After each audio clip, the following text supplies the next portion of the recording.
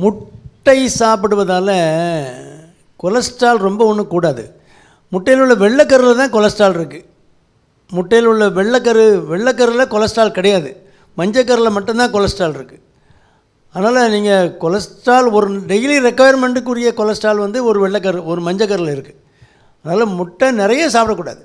ஒரு முட்டை சாப்பிட்லாம், டெய்லி ஒரு முட்டை கூட சாப்பிட்லாம், ஒன்றும் தவறு கிடையாது. ஏன்னா அது ஃபஸ்ட் கிளாஸ் புரோட்டீன் இருக்குது, வெள்ளைக்கரு இருக்குது. அதில் ஒன்றும் பெரிய கொலஸ்ட்ரால் கூடலாம் செய்யாது. அதுக்காக வேண்டி முட்டை இருக்கா கடையில் இருக்குது, சரி ஒரு சைடு ஆம்லெட் போடுங்க.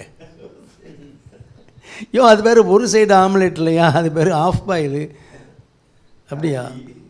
ஆம்லெட்னா கலக்கிடுவாங்க ஐயா, கலக்கி ஊற்றுவாங்க, அப்புறம் மடித்து போட்டால் தான் அது ஆம்லேட் ஆகும். அப்படியா? சரி ஒரு சைடு ஆம்லேட் போடுங்க. போட்டு ஒன்று சாப்பிட்டாச்சு, ஒரு தோசை சாப்பிட்டாச்சு, இன்னொரு தோசை அதுக்கும் இன்னொன்று போட்டுருங்க.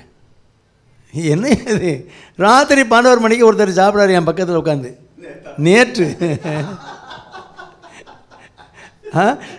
அந்த கடையில் இட்லி தோசை தான் சாப்பிட சொல்லியிருக்காங்க.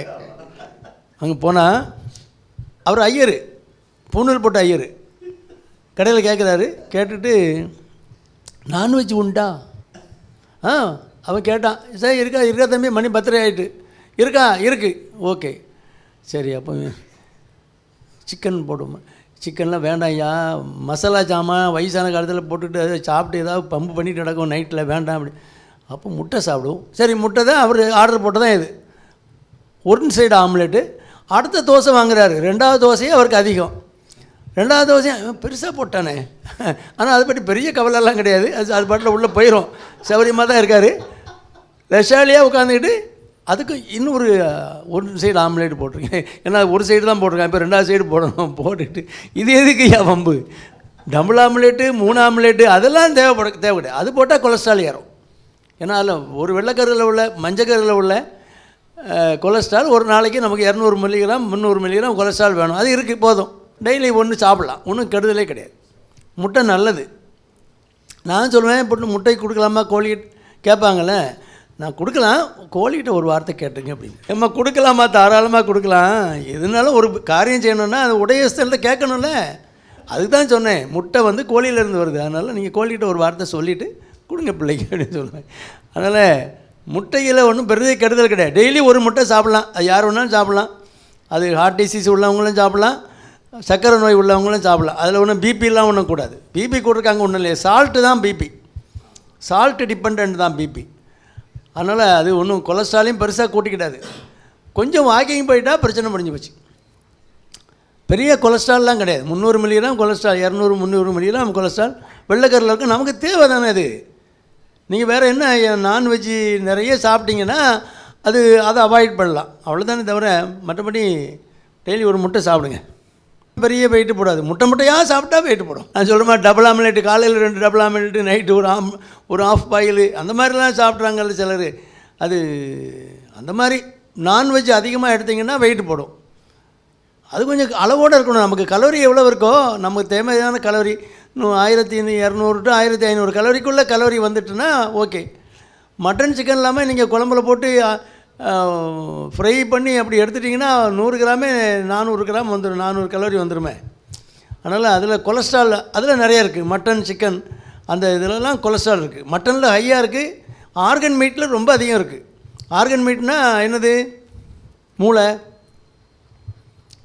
ஈரல், கிட்னி, இதெல்லாம் ஃப்ரை பண்ணி கேட்குறாங்கல்ல. நான் சொல்லுவேன், அந்த மூளை இல்லாதவன் தான் மூளை சாப்பிடுவான்ட்டு. மூளை இல்லைன்னா மூளை சாப்பிடலாம். ஏன்னா அவன் அதில் நாலேஜ் தெரியல. இருக்கிற ஹையஸ்ட் கண்டென்ட் கொலஸ்ட்ரால் வந்து மூளையில் தான் இருக்குது. அதுக்கு அடுத்தால மற்ற ஆர்கன்ஸில் இருக்குது. அதுக்கப்புறம் தான் மட்டன் அந்த மசிலுக்கு வருது. அதில் ரெட் மீட்டு சிவப்பாக இருக்குல்ல, அந்த ரெட் மீட்டு வந்து நம்ம பீஃபு மட்டன் இதிலலாம் வந்து அதெல்லாம் ரெட் மீட்டில் வரும். ஒயிட் மீட் வந்து சிக்கன். ஒயிட் மீட்டு பெட்டர். அதில் தோல் உரிச்சதுன்னா கொலஸ்ட்ரால் கம்மி. தோல் உரிச்சதில் கொலஸ்ட்ரால் இன்னும் குறை.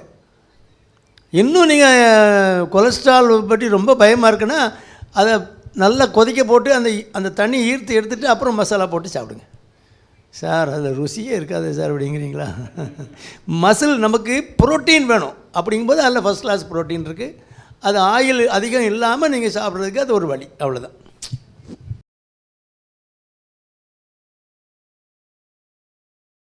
காலையிலே 30% தான் சப்ளை இருக்குன்னா ரொம்ப குறைஞ்சி போச்சுன்னு அர்த்தம்.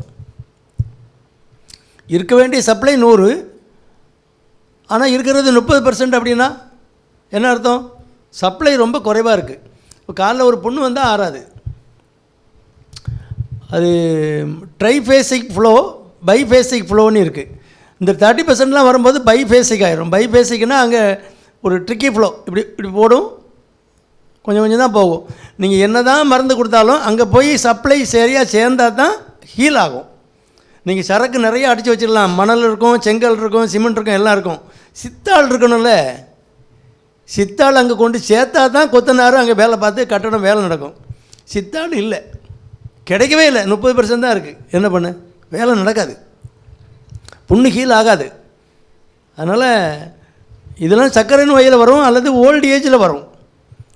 யங் ஏஜில் வரணும் அப்படின்னா சிகரெட் குடித்தா வரும். த்ராம்போ ஆஞ்சைட்டிஸ் அப்ளிட்ரான்ஸ்னு ஒரு வியாதி இருக்குது. சப்ளை பண்ணக்கூடிய இரத்த குழாய்களில் அடைப்பு வந்துக்கிட்டே இருக்குது தான் அந்த நிக்கோட்டினுடைய வேலை. அது எல்லாருக்கும் வராது. அவன் 90 வயசில் உட்காந்து சிகரெட் குடிச்சிட்டு இருக்கான், சுகமாக இருக்கானே, எனக்கு ஏன் வந்தது, அந்த கேள்விலாம் கேட்கக்கூடாது. இண்டிவிஜுவலைஸ்ட். உங்கள் உடம்பு அந்த மாதிரி. சிலருக்கு அந்த மாதிரி காலில் பயங்கர வலி இருக்கும். ஒரு சின்ன புண்ணு வந்திருக்கும், இருக்கணுமே தெரியாது, ஆனால் பெருமரில் பார்த்தா பயங்கர வலி இருக்கும், சின்ன கருப்படிக்கு கூட செய்யும். சப்ளையை பார்த்தா அந்த மாதிரி 30% 20% தான் இருக்கும். த்ராம்போ ஆஞ்சைட்டிஸ் அப்ளிட்ரான்ஸ், நைட்டு தூங்கவே மாட்டான், பயங்கர பெயின் இருக்கும். ஏன்னா வேஸ்குலைட்டிஸ், அந்த நரம்பு சப்ளை பண்ணக்கூடிய ரத்த குழாயிலையும் அடைப்பு இருக்கனால பயங்கர வலி இருக்கும். என்ன தான் பண்ணாலும் வலி கேட்காது. அவன்கிட்ட நான் இப்போ என்கிட்டலாம் அந்த மாதிரி ஒரு கேஸ் நான் டயக்னோஸ் பண்ணிட்டேன்னா அவன்கிட்ட ஒரே ஒரு கேள்வி முதல்ல கேட்பேன், எப்பா உனக்கு கால் வேணுமா சிகரெட் வேணுமா, ரெண்டில் ஏதாவது ஒன்று எடுத்துக்க. ரெண்டையும் எடுப்பேன்னு சொல்லக்கூடாது. ஒன்று கால் இல்லைன்னா சிகரெட்டு, ரெண்டில் ஏதாவது ஒன்று வச்சுக்கன்னு சொன்னால் அவனுக்கு வைத்தியம் பண்ணலாம். சிகரெட்டை விட்டுருவேன் இன்னிலேருந்து அப்படின்னா அவனுக்கு இம்ப்ரூவ்மெண்ட் வர்றதுக்கு வாய்ப்பு இருக்குது. சிகரெட்டையும் வச்சுக்குவேன் எனக்கு காலம் வேணும்னா முடியாது, ரெண்டுமே கிடைக்காது. அதனால் இந்த மாதிரி கால் இழந்தவனா நிறைய பேர் இருக்கான். விரலை நோண்டுவோம், விரலில் கெட்டு போகும், கருப்படித்து கெட்டு போகும், அதை எடுப்பாங்க. அடுத்தால கொஞ்சம் தள்ளி போனால் அங்கேயும் புண்ணு வரும். இது ஆறவே ஆறாது, ஏன்னா சப்ளை இல்லையே.